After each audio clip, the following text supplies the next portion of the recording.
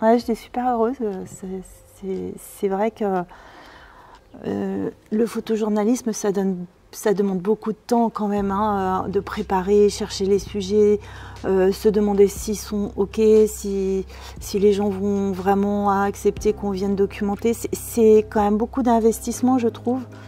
Et d'avoir de temps en temps un petit retour, une petite félicitation, une petite gratification. On est humain et on en a quand même besoin.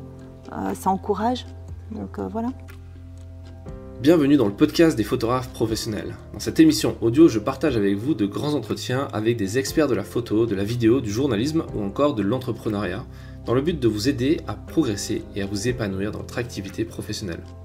Cet épisode a été enregistré à Perpignan, dans le cadre du Festival international de photojournalisme Visa pour l'image, où, comme chaque année, nous nous rendons avec les photographes du collectif DR, et c'est justement avec l'une d'entre elles, à savoir Béatrice Prève, que nous avons rendez-vous aujourd'hui.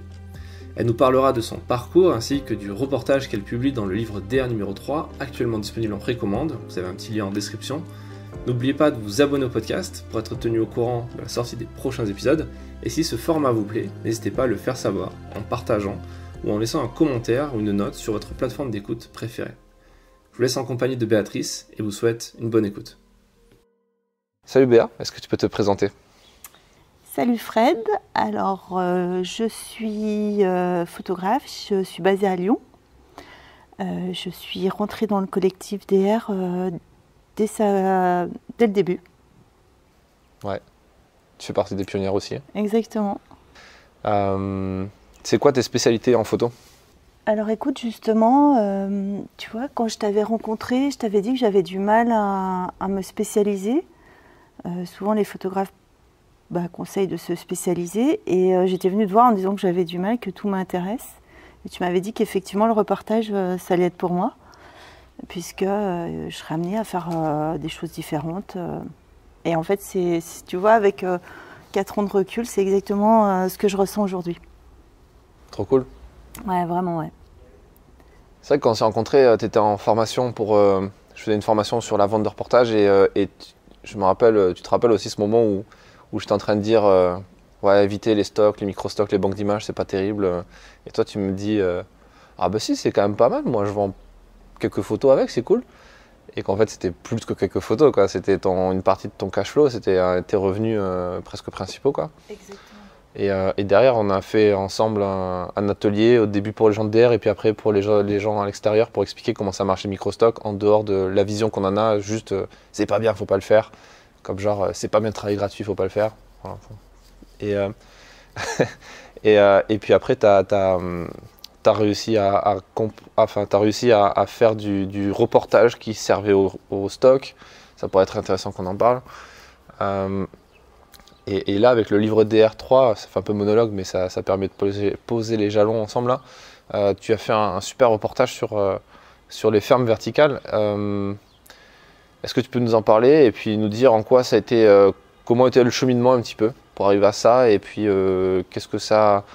en quoi ça vient consolider peut-être ce que tu pensais sur le reportage et dans ta pratique ? Eh bien, écoute, tu vois, il y a 3 ans, j'avais commencé à documenter le travail d'un maraîcher urbain dans un quartier populaire de Lyon.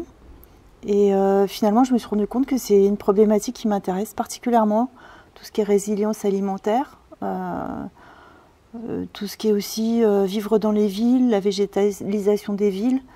Et finalement, j'avais envie de creuser un petit peu, encore plus, quand on a décidé de faire ce livre DR. Je me suis dit que ça pouvait être super intéressant de continuer à me poser la question de la résilience alimentaire, de comment cultiver aujourd'hui et surtout demain. Super.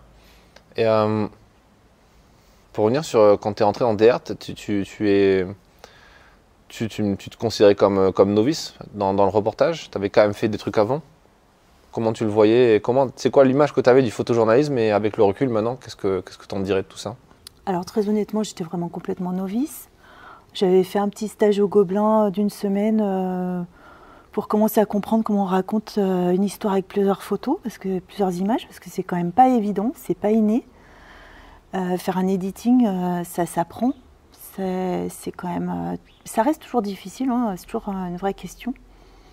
Mais en tout cas, oui, non, après, j'avais vraiment besoin de comprendre les rouages de ce métier, qu'est-ce qui se passe dans les rédactions, comment on va leur parler, comment, voilà, comment on s'adresse à tel ou tel journal et pas à d'autres. Tout ça, c'est hyper complet. Et d'ailleurs, tu vois, finalement, après 4 ans, je trouve que c'est cette année où j'arrive vraiment à me sentir plus à l'aise et à avoir un petit peu plus compris comment ça fonctionne et comment faire. Ouais, c'est vrai que cette année, je vous ai tous regardé un peu pitcher et tout, c'était vachement cool de voir l'évolution et de voir à quel point vous êtes, pour beaucoup, il y a Oscar qui est passé aussi dans le podcast qui en parle, Alexis, et tu sens il y a une aisance, vous avez confiance en vous sur le truc. Bah, est-ce que tu peux partager peut-être avec les gens comment tu arrives à faire ça? Parce que c'est un peu si tu arrivais à mettre le doigt dessus, qu'est-ce que tu penses qui a été un peu le déclic ou pas? Est-ce que c'était juste un process à force de réussir à avoir de l'aisance, tu vois, être à l'aise avec tout ça? Alors si, je pense qu'il y a eu vraiment un déclic. En fait, il se trouve que le tome 2 du livre DR m'a donné une visibilité et on m'a invité à des festivals pour exposer mon reportage sur le maraîcher urbain. Et donc, je me suis retrouvée à devoir pitcher avec un micro, etc. Ça reste pas toujours facile, mais l'exercice doit être fait 1 fois, 2 fois, et à force, tu dédramatises de fait. Et puis aussi, grâce à toi, tu fais en sorte que des iconos viennent nous voir en petit comité, etc. Donc ça aide à les rendre plus accessibles aussi. Donc on voit que ce sont des êtres humains comme tout le monde. On boit des verres avec eux, on prend l'apéro et ça permet du coup de pouvoir s'adresser à eux de façon en étant plus à l'aise. On peut jouer au ping-pong avec eux. Ouais. On fait plein de trucs cette année, c'était rigolo. Ouais, c'était vraiment super bizarre. Franchement, c'est cool. Tu continues d'avoir une activité dans le stock? Tu continues de mettre des images régulièrement? Ou tu t'es quand même fixé, tu vois, tu te reposes un peu dessus Alors, tu sais, quand on s'était rencontrés, moi j'étais graphiste pendant une certaine période de ma vie et les stocks, ça m'a permis de pouvoir croire en le fait de vivre de la photo, et uniquement de la photo, et de lâcher le graphisme. C'était une rentrée financière passive qui m'a permis du coup de tenter le coup, de le faire. Mais au fur et à mesure des années, c'est vrai que j'ai de plus de clients corporate, j'ai développé tout ça, donc j'ai moins de temps pour le stock. Mais je continue quand même quand je peux. C'est un peu par vague. Par moment, je m'y remets, par moment, je laisse tomber. Mais aujourd'hui, entre le corporate et finalement le photojournalisme, j'ai envie de développer tellement le photojournalisme que les stocks, ça va passer finalement 3e rang, 4e. Et plus tu le laisses un peu comme ça, tu vois les revenus descendre ou pas forcément? Alors, j'ai constaté une baisse de revenus, mais je ne l'attribuerai pas au fait que j'alimente moins. Je ne pense pas que ça vienne de ça, parce que je l'avais déjà fait avant. Mais je pense que c'est plus l'arrivée de l'intelligence artificielle qui concurrence les photos de stock. Ouais, c'est plus un changement de contexte. Oui, surtout que les stocks, ça correspond vraiment à de la photo d'illustration. Donc finalement, l'IA, là, elle se positionne assez bien. Photo de tasse de café avec de la fumée. Certes, tu peux le faire, mais moi, je pense que dans les stocks, l'IA va prendre une grosse part de marché. D'ailleurs, je suis en train de me former quand même pour comprendre comment ça fonctionne. Ouais, puis ça a commencé déjà. Tu peux créer des images via les stocks, tu peux vendre des photos faites avec l'IA dans les stocks. Ouais. C'est assez impressionnant. Tu penses pas? Est-ce que, bon, ça c'est une réflexion pendant qu'on parle, mais tu penses pas qu'on va aller vers du encore plus qualitatif dans les stocks du coup pour dire, tu vois, par exemple, je me rappelle quand on s'était rencontrés, tu me disais, moi je fais cette formation pour justement comprendre les photos de presse, comment on les fait, pour éventuellement les mettre en stock, en me disant, c'est toujours de la même image, c'est très lisse, ou pack shot ou machin. Il y a peu de gens qui mettent des photos peut-être de manifs ou des photos documentaires, tu vois, sur les stocks. Et moi j'aimerais bien tester, tu vois. Et est-ce que avec le recul maintenant, est-ce que tu as vu des différences et ça marche? Par exemple, des photos de manif ou des photos que tu fais dans des reportages sur les stocks? Alors, je fais pas de photos de manif, j'y vais jamais, quasiment. Enfin, c'est assez rare. Ça m'est arrivé un petit peu 2-3 fois, mais pas trop. Donc, je peux pas te répondre sur la manif. Par contre, c'est vrai que de savoir que je dépose sur les stocks, parfois, c'est pas que ça me rassure, mais je sais que si je ne vends pas un reportage et qu'il m'a coûté un peu d'investissement en temps et en déplacement, eh bien, il y aura quand même des tas de photos que je pourrais mettre sur les stocks. Et si, il y a des photos qui marchent aussi tirées de reportages. Et oui, parce que en fait, dans des reportages, tu vas avoir accès à des lieux, à des situations que tu n'auras pas forcément facilement pour illustrer dans un stock. Donc ça ouvre quand même des portes pour proposer d'autres images pour les stocks aussi. Ouais.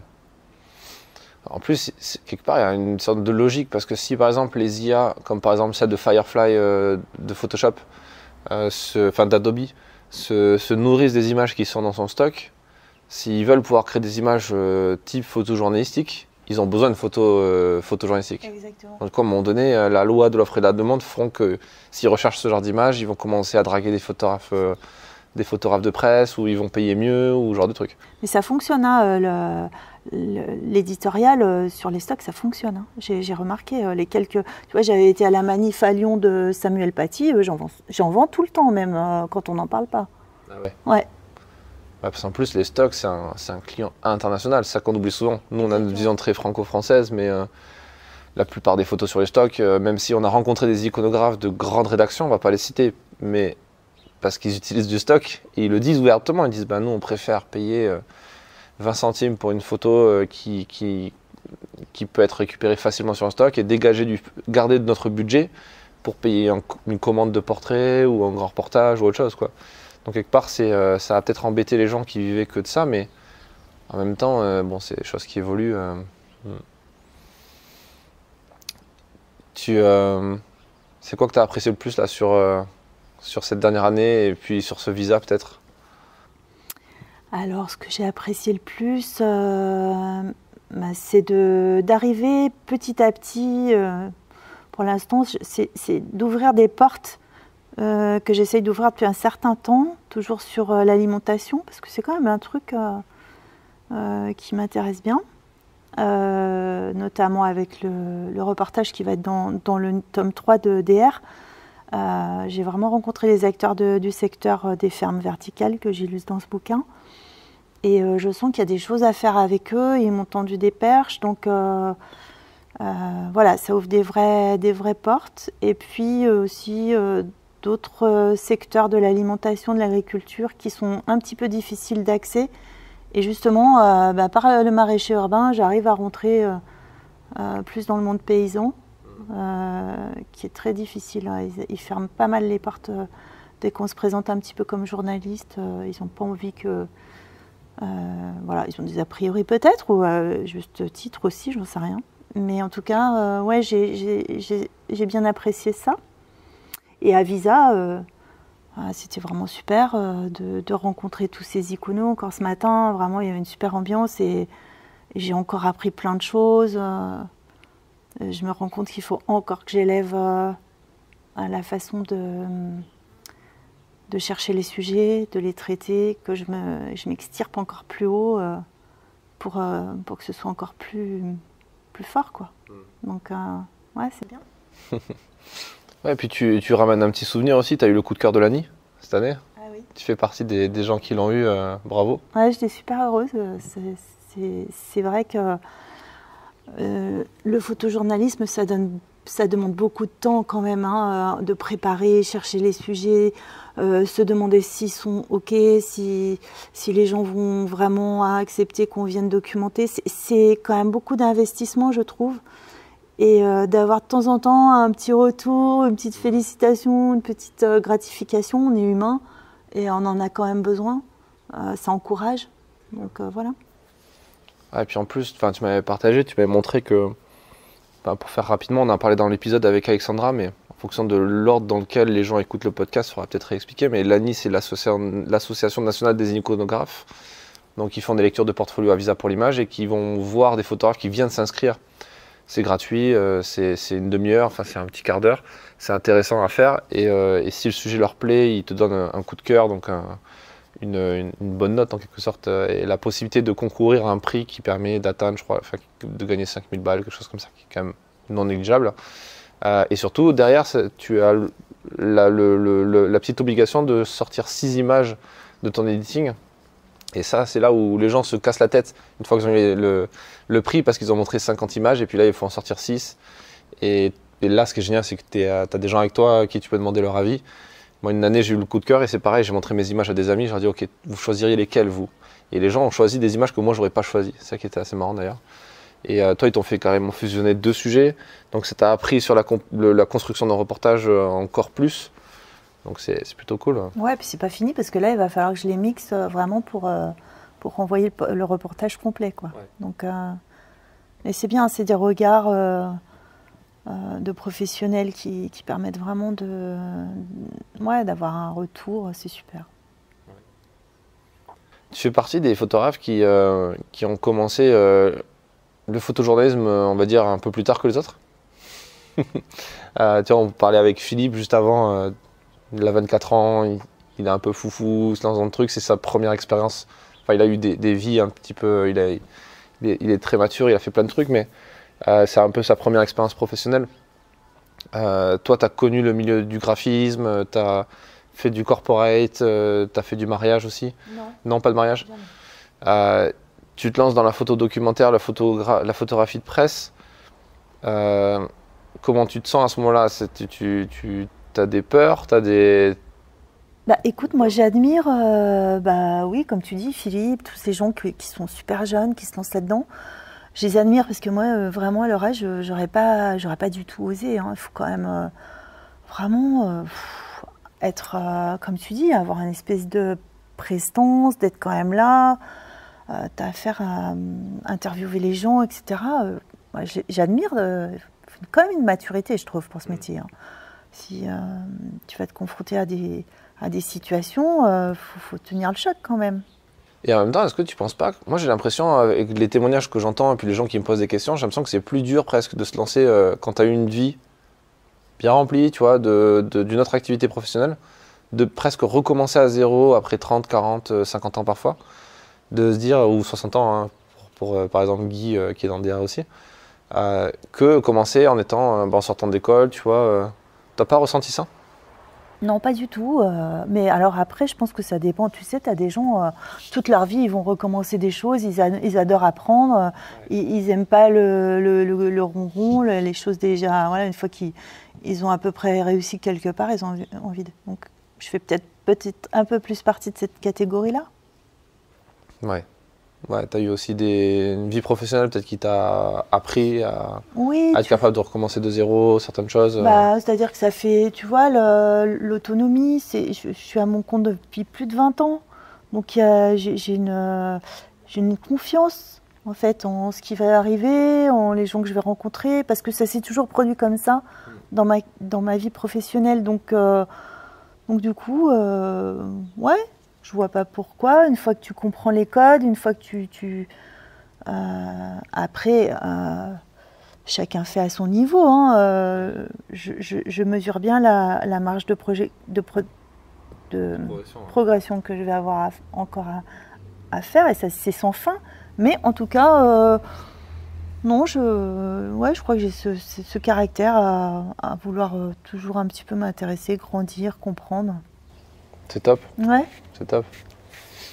Il y a un truc que tu aimerais partager peut-être à quelqu'un qui est pas trop au clair avec ça, tu vois, ou qui traverse des moments de doute, ou parce qu'on en traverse tous, je pense que tu en as traversé aussi. Et qu'est-ce que toi, tu as eu comme conseil ou que tu as eu comme déclic peut-être qui pourrait aider quelqu'un à passer outre ça, tu vois, à rester focus, à se dire que ça va le faire et que continue dans cette voie-là?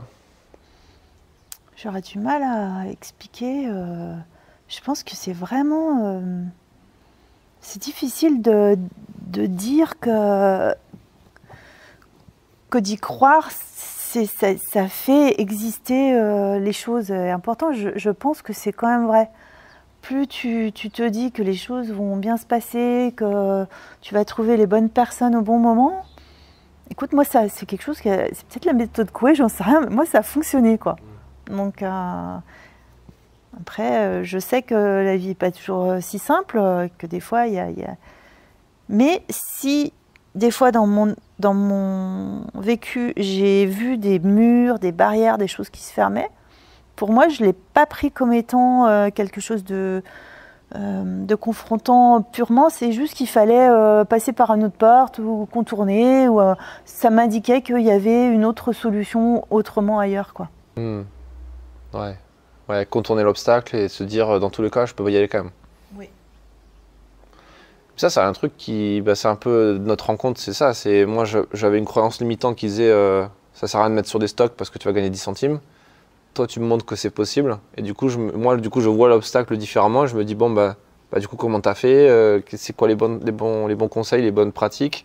Et là, tu testes. Et là, je crois qu'il faudrait que je fasse le total. Mais c'est plusieurs milliers d'euros que j'ai récupéré depuis le début que j'ai commencé ça. Et c'est cool, en fait.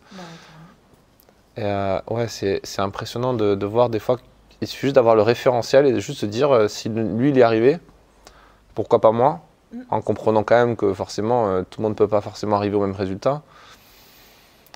Et ça, après, c'est le temps qui fait son œuvre. Ouais, et puis c'est croire en sa particularité, en fait. Je pense que chaque personne a une façon de dire les choses, une façon de les voir, une façon de regarder le monde qui est à chaque fois tellement personnelle. Et c'est ça que cherchent les iconos, les festivals comme ça. C'est à regarder à travers le filtre d'une personne, comment il voit le monde, comment il réagit aux choses, Et finalement, on a tous une façon très différente les uns les autres de le faire, de le regarder. Et c'est ça qui est génial. Donc ça veut dire aussi que tout le monde peut faire. C'est vrai que tout le monde peut se lancer. Et il y a un truc, je ne sais pas si tu l'as remarqué aussi, j'ai l'impression que tout a déjà été fait, plus ou moins. Il y a énormément de choses qui se ressemblent. De toute façon, tu regardes les programmes, si je te pitch les projections ou les expositions, si je le fais il y a 5 ans et aujourd'hui, tu vois, je vais te parler de guerre à tel endroit, je vais te parler d'hôpital psychiatrique de femmes à tel endroit, de machin. C'est toujours plus ou moins les mêmes thématiques, les mêmes choses qui reviennent. Mais comme tu l'as dit, soit fait différemment avec une patte différente, soit alors on va chercher des associations d'idées différentes, comme toi tu l'as fait avec la ferme verticale, c'est très malin. Comment lier la technologie à l'agriculture, où l'agriculture, on a une vision du mec avec sa bêche quoi, et son tracteur. Là, on voit un truc complètement technologique, futuriste que tu as documenté qui est vachement beau et il faut voir ce bouquin parce que ça rend bien, quoi. C'est un vrai sujet photo que tu as fait. Et quelque part, en fait, peut-être l'idée aussi, c'est de dire aux gens, copiez volontairement peut-être au début quelque chose qui vous inspire, qui vous plaît, ne serait-ce qu'à finalité pédagogique, quoi. Et après, c'est de voir quelle est la plus-value que vous pouvez apporter, la valeur ajoutée que vous pouvez apporter. Ce que tu as fait, hein. Tu as pris les codes quand on parlait ensemble de stock, tu m'expliquais comment quand on a fait la formation ensemble sur ça. Tu disais, je suis allé voir comment les top contributeurs faisaient, j'ai copié un petit peu les process et puis ce qu'ils faisaient comme photo, j'ai regardé ce que moi j'aimais faire, ce que j'aimais pas faire. C'est vachement bien. Bah oui, c'est ça. Je pense qu'effectivement, on réinvente pas forcément les choses, mais on se les attribue et on en ressort quelque chose de plus personnel. C'est ça qui est sympa. Ouais. Mais écoute, je mettrai en lien de cet épisode l'extrait de la formation qu'on a fait ensemble parce qu'il est long et il est vachement intéressant et il y a des très bons retours de gens qui notamment dans DR, qui commencent parfois par là pour voir un petit peu. Et c'est cool parce que tu fais partie des membres de DR, donc on connaît en premier, tu vois. C'est rigolo. On voit ta personnalité qui est super. Et merci pour tout ça, pour ta présence ici à Visa, c'était super cool. Et on envoie les gens vers vers le livre pour voir ton sujet. Et voilà. Merci à toi Fred pour toute cette orga, pour avoir fait venir tous ces iconos, pour nous avoir donné accès à tous ces gens. C'était top, vraiment super. Avec plaisir. Merci d'avoir écouté cet épisode jusqu'au bout. S'il vous a plu, n'hésitez pas à le partager autour de vous et à vous abonner pour ne pas rater les prochains grands entretiens. Si vous êtes photographe professionnel et que vous souhaitez accéder à des ressources plus poussées pour vous aider à booster votre activité, j'ai préparé pour vous une boîte à outils numérique que vous pouvez télécharger en description de l'épisode. Je vous laisse découvrir tout ça tant qu'elle est encore disponible gratuitement et je vous donne rendez-vous dans un prochain épisode du podcast.